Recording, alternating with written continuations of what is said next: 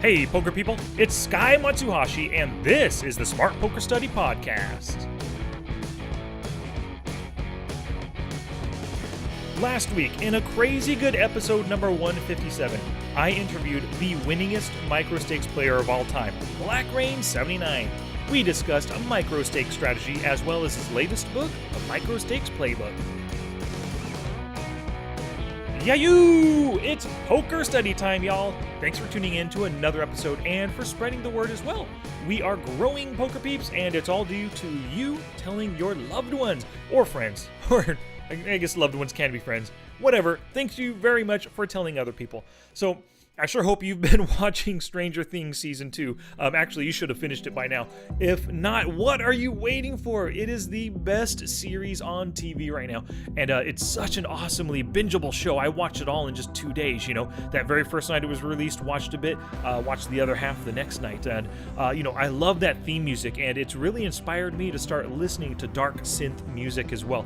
You can find a ton of different tracks on YouTube right there, 1 hour long tracks. And I've listened to it over my past 3 play sessions, and earlier as I put this podcast together, I was listening to the dark synth as well, and I think I found my new favorite genre of music. And speaking of favorites, some of my favorite people are those supporting the show on Patreon. I love putting the show together week after week, and my time in putting the show together, it's supported by everyone on Patreon, and I truly do appreciate it. I want to give a very big thank you to my newest patron, Kevin Rocktashel. Thank you very much, Kevin. Your Patreon support shows me that you enjoy the show and that you want it to continue.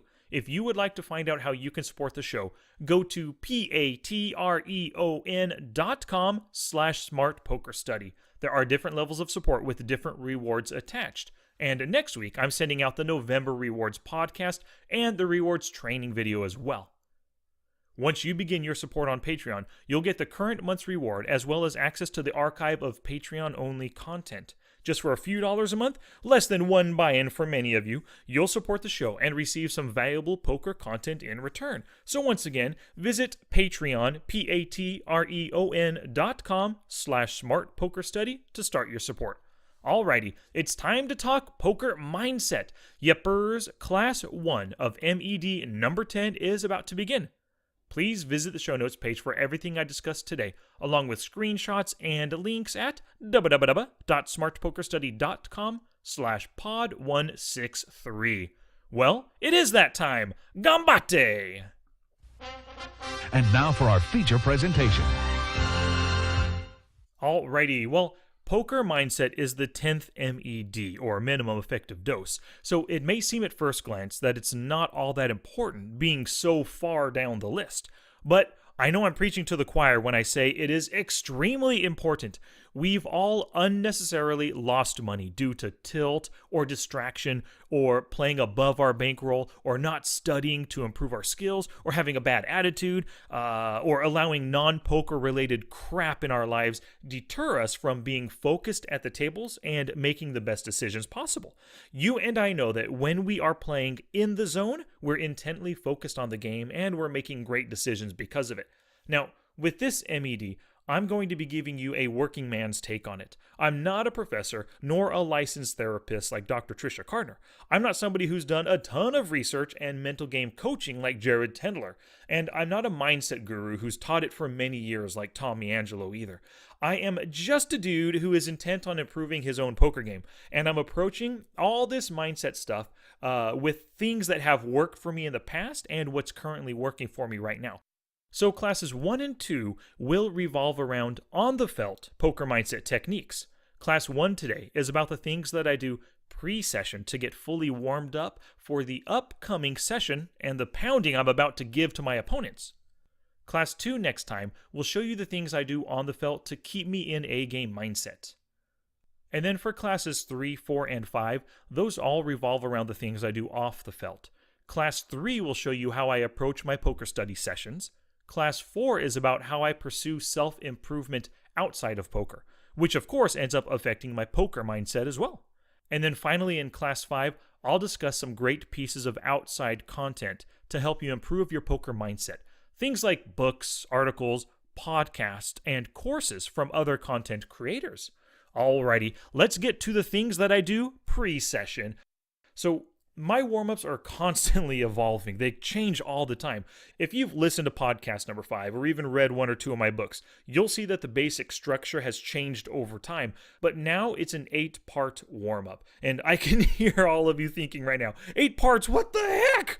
But I can assure you, it only takes me 5 minutes and is well worth it for me. The time that I take right now in discussing the 8 steps is far and away going to take longer than an actual warm-up. But I just want to make sure to discuss it all in detail because all of these steps, all 8 parts together, really help to warm me up for my play sessions. So let's get to it. Step number 1 is ditch the distractions. One constant thing that I've noticed behind most of my poorly played sessions is being distracted. My boys running around, or looking at email, or watching a YouTube video while I play. All of these lead me to terrible decisions on the felt. And it's not only these active distractions, but also the things in the back of my mind. If I procrastinated on a task that I needed to accomplish earlier that day, or I'm dealing with some crappy non-poker related stuff, that's just a drag on my mind, and I know that my focus suffers for it. I've learned this the hard way from years of experience, and still I sometimes allow things to distract me. Currently, I know that my 2 biggest distractions are playing while my boys are home and when I have something weighing on my mind. So the way I deal with the distraction of my boys being around when I play is I keep my play sessions till late at night after they've gone to bed or in the afternoon when they're actually at school and just away from the house. And for things weighing on my mind, those are often tasks like completing the next podcast, maybe responding to emails, or completing something that I know needs to be done, and I'm just kind of procrastinating instead of getting it done. And this is why I make a to-do list every day, and I don't allow myself to play a session until I complete it. If I finish all my tasks, then I don't have thoughts about them sucking up my brain space. So what you need to do is figure out what distracts you. Is it text messaging, maybe Skype, maybe watching a sporting event on television as you play? Or are you trying to do something crazy like doing laundry while you're making MTT decisions? Or maybe you're trying to make dinner while you're playing one cash game, Whatever your distraction is, figure out how you can set up your play sessions so that distraction is no longer an issue. Part 2 of my warm-ups is very simple. I plan the session. So before I sit down to play, I'll decide what limit I'll play, how many tables, and how long I intend to play for. Planning the session like this gives me a time goal to shoot for. It's often 45 minutes or 60 minutes, and then I'll take a break and do a second session if I feel like it. It also keeps the number of tables I'm playing in control. Sometimes, if I don't decide this ahead of time, I'll end up on 5, 6, or even 8 tables. And I know that the more tables I play, the less time I have for decisions, and the worse I end up playing. Part 3 of my warm-up is to know my motivation. For every session I play, I set a clear reason for playing it. I just ask myself very simply, why am I playing today? And the answers can be various things, like, for example, to work on a specific skill that I'm studying off the felt. Maybe it's to find ways to exploit my opponents. Maybe it's just to make money. Maybe it's to just understand my opponents, look at their stats and kind of classify each of the opponents. Maybe it's to only play in position. Or maybe the reason I'm playing is to 3-bet profitably at every opportunity. Whatever my reason is, I write it down in my poker journal, and having a reason helps me to stay focused. Part 4 of my warm-ups is record my mental state. I like to record this in my journal because I want to actively think about my mental state before I sit down to play a session. Sometimes I'll sit down for a poker session. I'll start filling out each step in my journal, and when I consider my current mental state, I realize that I'm actually pretty angry or upset or just distracted over something.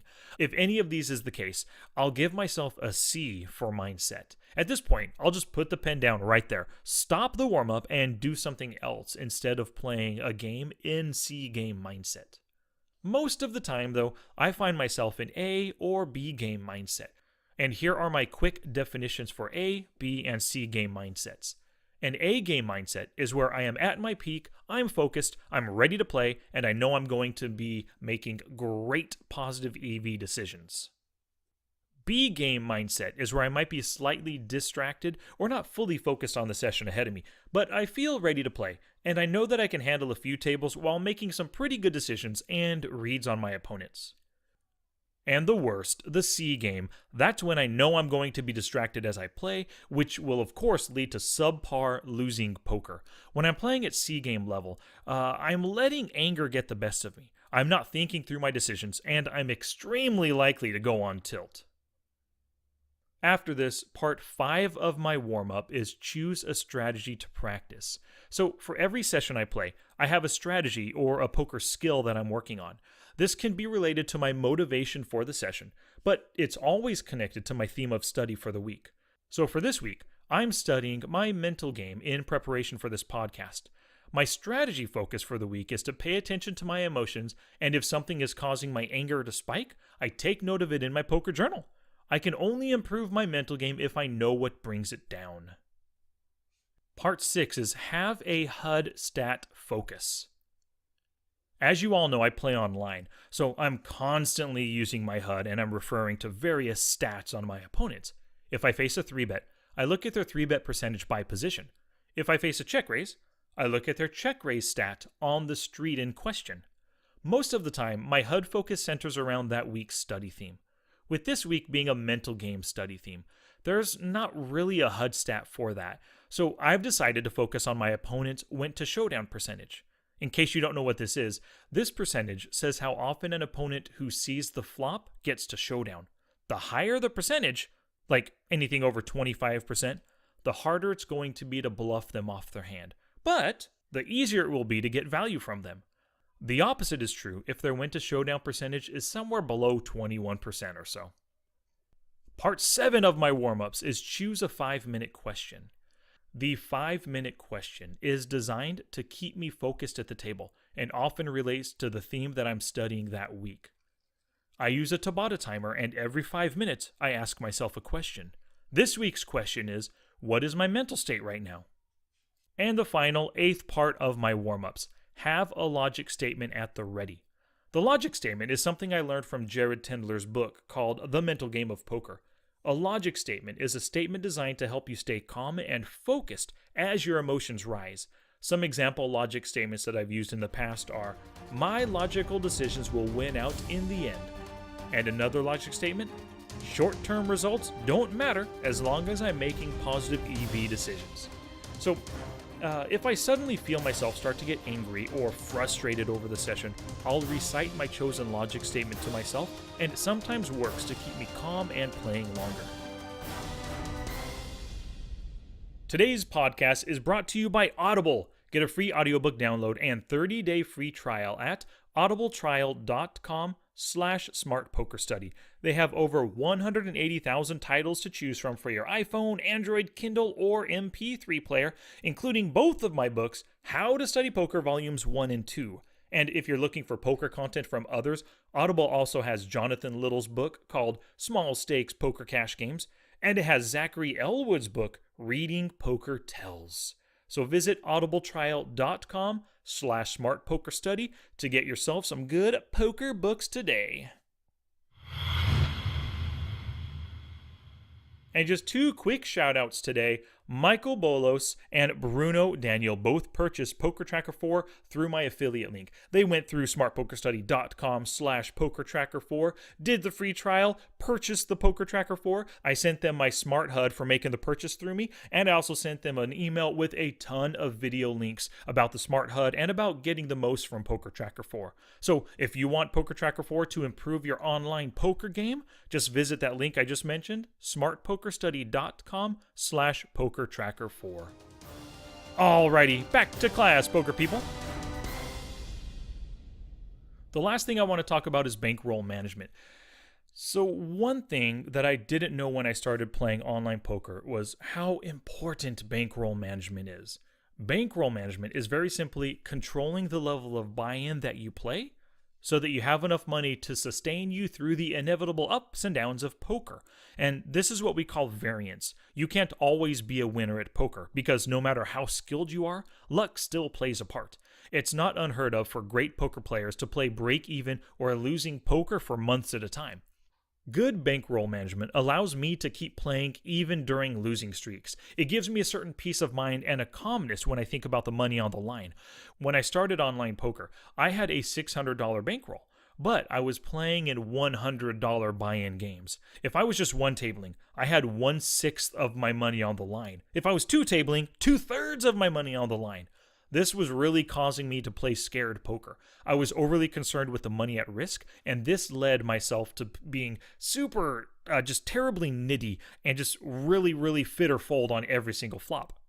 And because of this, because of my such nitty nature, or the nitty play I was exhibiting, I was super predictable at the time, and it's no wonder I lost a ton of money right off the bat from all these experienced players who know how to take advantage of the nits. So I recommend a cash game bankroll of 40 to 50 buy-ins. If you've got $500 to your name, then you should be playing at $10 games or 10NL online. This lets you play pretty comfortably, knowing that a terrible session isn't the end of your bankroll. And if you're an MTT or sit-and-go player, I recommend 100 to 125 buy-ins. Things are just so much more variance-ridden or volatile within the tournament scene. And if you're a crazy online grinder where you're playing 10 or 20 tables at a time, whether it's cash or MTTs, then double the bankroll requirements that I just recommended. The choice of game you play is related to part 2 of my 8-part warm-up already discussed. Remember, that was having a plan for the session. If you choose a stake to play that you're adequately rolled for, you have one less worry taking up brain space in that pretty little head of yours. Less worries equals better poker play. Challenge! Here's my challenge to you for this episode. Start doing warm-ups for yourself before every play session. Just whip out a quick piece of paper or your poker journal and record the 8 things that I already mentioned. Try this for your next 5 play sessions and see if that doesn't improve things for you. Now it's your turn to take action and do something positive for your poker game. Now get it on!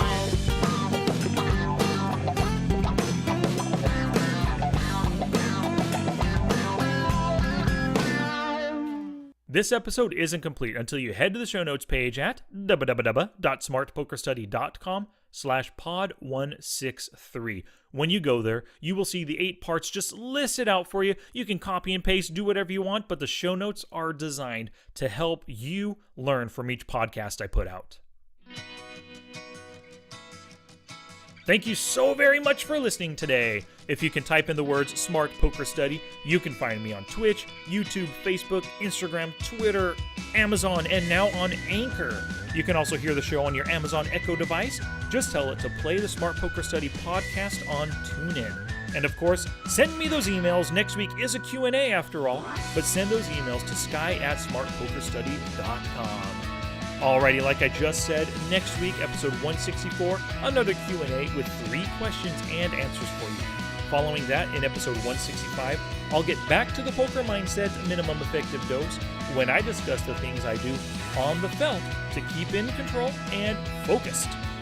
Word of mouth is the best advertising, so thank you very much for sharing the show with other poker people. Your sharing and caring is what helps us grow. Until next time, study smart, play much, and make your next session the best one yet.